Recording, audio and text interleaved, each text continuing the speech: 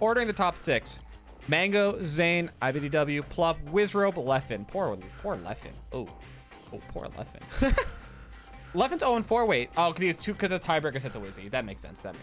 Sure. It may come as a surprise that I really did not want to select Mango as my #1 player, considering he only attends invitationals, but it doesn't feel right to reward him when almost everyone else is playing more melee than ever before, but I had no choice. Mango won Smash Summit 11 and came out on top of a rivalry against the other contender for world #1, Zane, 5-4. In his weakest land showing of the year, Mango still finished 2nd place, beating that same player. As a result, he steals the crown. Are you happy, Mango? For most of the year, it felt like a foregone conclusion that Zane would end at #1. Then Smash Summit 11 happened and everything slowly unraveled. With the Smash Champions League gold medalist only winning Smash World Tour's NA East Finals to close the year, finishing 3rd at Smash Summit 12 to iBDW, and Mango practically sealed the deal for him to finish #2 on this list. That said, 2022 offers another chance for him to build upon a promising career. Agreed.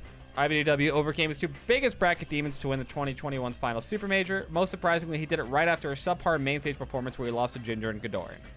No comment.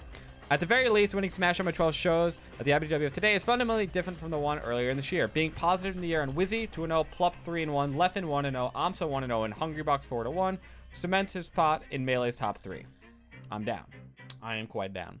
When Plup returned from his hiatus, it didn't take long for him to get back in shape. He looks tougher than ever for Wizrobe, 4-0, has the recent head-to-head with Mango, 2-1, and is fresh off winning Smash World Tour Championships. What's lately been working out for him is his Fox, which has come quite in handy in recent sets against SFAT, Ackle, and Pipsqueak. These are 3 opponents who 2019 Plup would have been mortified to play. True. Continuing to win versus Fox could do wonders for 2022 Plup's odds of winning more majors. Yeah, Plup's biggest problem is definitely Fox. I guess specifically we'll see how his Fox is versus me and Leffen, because that'll be a much bigger indicator of like his success going forward, in my opinion, because there's just too many Foxes to worry about. And we'll see if he's consistent in the Ditto. If he is, he could genuinely push to be #1 if he is like super grinding. For as much as he struggles versus Mango, Plup, and iBDW, Wizrobe has great records versus mostly everyone else. He's done well versus Leffen, 2-0. I don't count the tiebreaker. I'm putting that 1-0. Hungrybox, 6-1. Amsa 1-0 and SFAT 3-2. Damn, he's kind of fucking up HBox, damn. Hell, he split sets with Zane 1-1. That's actually kind of funny. Although Wizrobe tends to struggle with the occasional upset, they're not consequential enough for me to consider moving the main stage champion down. Winning main stage on its own proved to me that he's a favorite at most smaller majors he attends, and winning a week of Smash that was Summit Championship League earlier this year shows he has a non-zero shot of winning super majors. Non-zero, sure, agreed with that. But again, he has 3 very, very negative records. If Leffen had more chances against players in this group, I'm confident he'd be able to take sets. Absolutely. If not outright win majors over them. Also agreed if he de-rusts a little bit. Right now, I can't put him above #6, but only because he's lost sets to everyone ranked above him. Dominating Europe is an impressive feat for me, but it's not the one that necessarily points him to being top 5. Agreed, he needs to be de-rust a little bit more, but he will. For what it's worth, though, Leffen convincingly beat Hungrybox and the rest of the field to Smash Summit 12. That was enough for me to place him within this group. Pretty much agreed. Leffen looks like he's right there. He just needs to de-rust a little bit. I'm willing to give him the benefit of the doubt. I'm sure most other people are as well. Excited to see him more next year. That's for damn sure. Ordering 7 to 12 would be Amsa, Hungrybox, SFAT, Polish. So he does have Polish under SFAT. I think he's counting Polish's online stuff, which makes sense, and that one regional Polish at the bed. SJ at 11, Ghidorah at 12. Interesting. All right, this is getting a little juicy. Amsa has 3 major events for 2021. Smash Summit 11, Smash Summit 12, and Smash World Tour Championships.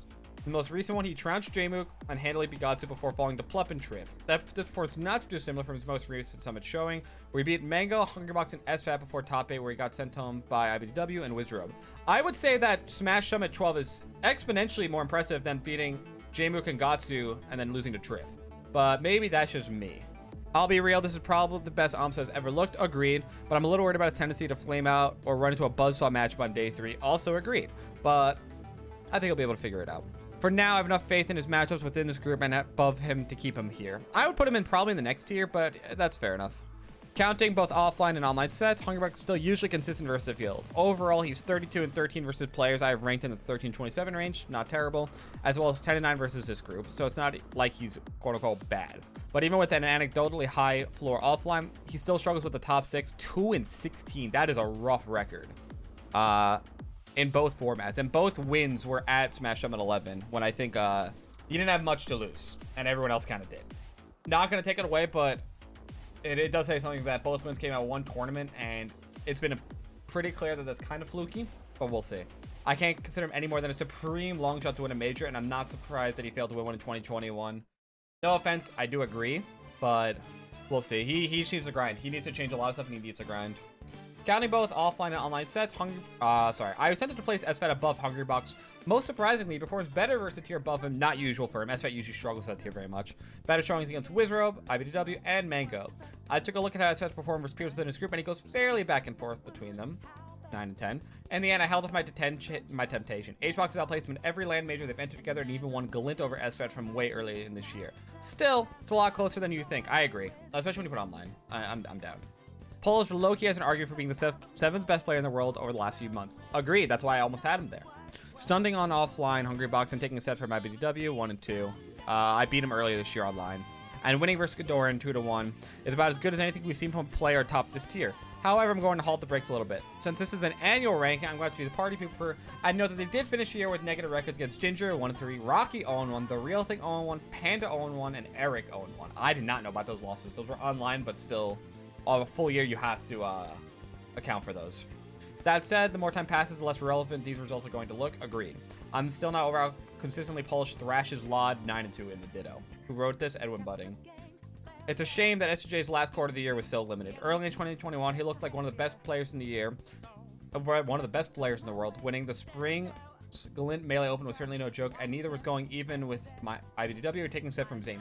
The only reason he saw relative lows is because its decline coincided with the return of big land events, which is ultimately what matters more than any accomplishments. When he returns in 2022, I expect to see the return of the guy who tweeted number 3. Between individual standout wins over Plup and iBDW, 1 and 4 and 1 and 2 respectively, Kadorn is one of the biggest breakout stars of 2021. Agreed. While his cumulative results versus everyone else in this group are the lowest out of anyone, one thing that works out in his favor is his performance in land majors, where Kadorn has made top 8 multiple times. The current king of SoCal, obviously not including Mango, also boasts great head-to-head records for some of the people below him, particularly Lucky, 10 and 5, Magi 3-0, Ginger 6 and 2, Fiction 5 and 2, Gatsu 5 and 2 in both formats. One notable exception is arch nemesis Face Roll 0 and 4. He's just not good versus Sheik. We know that. Hey Moki, you're not 17th. Jmook is a little high for me. I'll have to see the rationale for that. Ordering 13 to 27. 13th is Moki, 14th is None, 15th is Triff, 16th is Jmook, 17th is Ginger, 18th is Aklo, 19th is Gatsu, 20th is Magi, Lucky is at 21. Really? Face Rolls at 22, Kalamazoo at 23, Fiction at 24th, Axe at 25th, Lot at 26th, and Pipsqueak at 27th. That feels more or less right, honestly. This feels more or less right. I feel like Moki would have been in the above group if he had given the opportunity to compete as seriously as he'd like to. Won his only matchup with Rizzo 1-0, and more often than not beat his peers. Moki is amazing, though. The worst thing about Moki's resume is his 9th place at Summit 11, where he had to play Mango twice, 0-3, face off versus 2 terrifying Mars, and lost a heartbreaker set to Hungrybox, who's 1-1 with.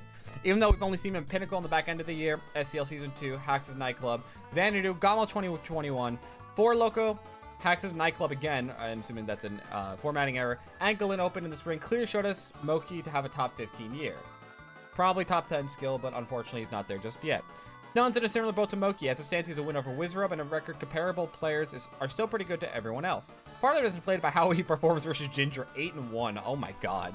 But another highlight of his year was putting an F to Swift's insane winners run at Glint's Summer Edition, where None also beat Panda, Bobby Big Balls, Zamu, and Lucky. He ended up finishing 2nd place at the event, and additionally has solid head-to-heads against Aklo, who's 3-2, and Magi 3-0, made me a bit more certain about looking at None's year. Yeah, it feels about right, because None was also, like, pretty indisputably top 10 for a while. I've seen enough from Triff within the United States to feel comfortable placing him this high. Beating Amso 1-0 was impressive enough, and at the same tournament, he beat Face Roll 2-0, Jmook 1-0, Aklo 1-0, and Axe. Normally, I wouldn't overreact so hard to one event, but the volume of good results here functionally made it for multiple tournaments. Speaking of those, Triff is up on the versus Pipsqueak and remains top 3 in Europe with a comically lopsided head-to-head against Frenzy, 8-0, that is comically lopsided, and positive records versus anyone outside of Professor Pro and Leffen. Maybe a Fox problem. I might have discounted these performances in the past as having limited predictive value for how Triff would do in America. Well, we just saw him here, and he basically punked everyone before top 8. Agreed. Triff looks very, very good, and the eye test he passed. Similar to Triff, I'm ready to put Jmook this high. What truly puts his amazing into perspective is that his Smash World Tour Championships was technically an underperformance. At the same tournament, he only beat Sora, Gatsu, Kalamazoo, and Tuesday in the qualifiers, losing to Flex, Amsa, and Frenzy. As for the rest of the year, J-Mook snapped Ackle's streak of never losing to a Sheik, 1-1. Won a trilogy of sets versus Ginger, and beat Polish, Magi, and None in their early sets. That's a pretty good year, actually. But I just need to see... I just wish he competed more. It's hard. He didn't compete more. He didn't have the Europe thing. I need to see him more. What's up, Louis? Ginger has a strange treasure made to evaluate. He has a few head-scratching outlier matchups like Kadoran, 2-6. None, 1-8, and KJH, 1-6. Well, that's not strange. They just played so much. As well as drop sets and notable events to Flash and Sora. But on a whole, he tends to perform extremely well against his peers. This is particularly true versus Polish, who's 3-1. Ackle, 5-3, Lucky, 2-0, Magi, 3-1. Low Tide City champion also finished here with the lead over Axe, winning that tournament, very tournament over him. In the context of those achievements, Ginger's currently slumping, but he's still a smart bet to do well most tournaments, let alone attend them. Also accurate. Pretty good year. Definitely has had some struggles, and he's been plagued by inconsistency, I'd argue, but he's had his moments. During the spring, it looked like Gatsu was trending towards being top 10 in the world. Yes, I do remember that. The Alston Bender champion eventually cooled off, still ending the year with splits versus SJ, Polish, and Moki, also being a bracket demon for None for... Now, that's not surprising. He's really good at the Ditto. One of the first... Gatsu is probably the best Falcon at the Ditto relative to skill. One of the first signs of Gatsu being a noticeably different player this year has to be the way he clowned on Axe in their Soul Captain Falcon Pikachu set at Slippy Summit Championships League. Sorry. I remember he's so stunned at the time, and I would think it look, yep, that makes sense. Axe has also fallen off quite a bit. I remember like it was yesterday, Anako was beating Toussaint so badly at the recent iteration Omega that Toussaint tried standing up while playing only to be mimicked in turn. I do remember that. That was very funny. Everybody knows who Ackles is. It's a player who's won more dishes at the nightclub than anyone else. Acklo is definitely top 20 skill right now. My problem is I have to see where everyone's going to be when events come back and everyone's active again, right? Right now, a lot of people aren't active or like notably slumping. And so it's going to be hard to see where they're going to be when everything comes back. Magi's highs are remarkable. She splits sets with Rizzo, but more impressively has dominated SFAT 3-0 every time they've played. That's actually hilarious. At the same time, she struggles a bit with consistency versus issues against this tier, most notably matches that don't involve Fox or Captain Falcon. Yeah, she's very good against fast follows compared to everything else. However, it's worth noting that being an expert against these two characters can, in fact, take you pretty far. Also agreed. What she did when she finished another top her Fox Heavy Smash World Tour Championships pool, or when she got top 8 at Smash Summit 12 with a mostly fast follow bracket. In fact, beating, I think, every fast follower she played, besides Leffen. There was a point in 2020 where Lucky looked in his prime. Wait, what? I don't know what point that was. I think Lucky's been having a horrible year by his standards all year. But, all right. When he won net play for Palestine, Lucky was riding off wins over SJ, None, Polish, Hungrybox, Face Roll, Bobby, Ben, and Kadoran within that same month. Yeah, but that's like a 2-week thing, and that was a charity event. Like, I'm sorry, that was Edwin, that was a charity event. Within that same quarter of last year, Lucky has fallen behind a tough competitive field within SoCal. He is also had a clunker of showing a low tide where Palpa and Gatsu destroyed him. That set of Lucky made top 8 Genesis. I can't say I'd be too surprised, and for a year in rank, he shouldn't be forgotten for having some incredible moments. Lucky is not consistent, like we know that. He had a hot like 2 weeks, but we've known this to be true about him like for his entire career. He needs to get way more consistent. In 2020, Face Outlook looked like a top 10 player in the world. A year later, and after a long stretch of inactivity, he's taken a bit of a step back, but don't sleep on him. He continued to own Kadoran's soul, 4-0, and is fresh off making his first major top 8 at Smash World Tour Championships. Trending positive versus Kalamazoo, Fiction, and Magi helps his case, as does his run to 3rd place at Smash World Tour's NA West Finals. What keeps me from making as high as a negative records versus Lucky, Axe, and Trip. Also, he just doesn't have a super top win this year. I sometimes wonder if Kalamazoo would be a top 10 player if Melee were only relegated to Peach and characters above her on the tier list. It's kind of sad, but it's true. I'll never pass up on the opportunity to gush about him versus Fox in particular. SFAT, Moki, and Aklo, all combined 4-0. These are some players that he's creamed in the matchup. When Daki beat Kalamazoo, it said a lot more about Daki's potential than it did about any significant long-term shortcomings that Kalamazoo had. He also won his only set versus Gatsu and has split them versus Kadoran, so it's not like he's a one-trick pony either. No, but he cannot beat bad characters. For whatever reason, he cannot beat them. At Genesis 8, I want to run an experiment where I hire Hypnotis to convince Fiction of 2 things. That he's actually in the Verdugo venue and that every opponent of his is someone from SoCal. By result, he's pretty cleanly number 2 out of the active players in that region. A feat that would point to being a borderline top 10 player, if not top 15 player. His majors haven't been anywhere near as impressive, and as a result, I don't have him higher. I mean, yeah, he needs to just learn how to complete majors with Falco. That's fine. But anyone who consistently beats SJ, Lucky, and None is a great pick to do well in the future. I mean, yeah, we all know Fiction's good. I feel bad for putting Axis low. I don't. Taking that from Amsa shouldn't be ignored, and neither should be beating the crap out of Faithful, Kadoran, and Logan. At the same time, there's too many people who give Axe a hard time. Polish, Gatsu, Triff, SFAT, Moki, Akalo, Ginger, and Toussaint have all beaten him this year at notable events, and that's without talking about secrets or how Meds displaced Axe for Arizona #1. You can't have this many question marks and be considered anything other than borderline top 25. Yeah, you're gonna have to. We'll see if his Fox actually gets up a little bit. If his Fox is something, maybe. But he needs this. He needs to have a Fox or some character. You can't be a solo Pikachu main anymore. It's not possible. I hate to be the pessimist, but it's not possible. It's not possible. Law's year was a mixed bag, in part due to spending the middle of it either not competing or experimenting with a new controller. However, I still think he deserves to be with these players. He had a good Riptide where he beat SFAT 1-0 and Dreffin 1-0, following up with sets over Nun 1-0, Gatsu 1-1, and Gadoran 1-0 at the same Smash World Tour events he attended. That feels like weird. It doesn't tell me why he's so low, though. Whatever. I would have had a lot higher, slightly. Last week, I bored you with details behind Pipsqueak's results within the United States. This week, I'm going to bore you with details behind his head-to-heads in Europe. Mainly Professor Pro 6-0, Frenzy 7-3, Nikki 6-3, and I 6-2. That's actually very, very impressive.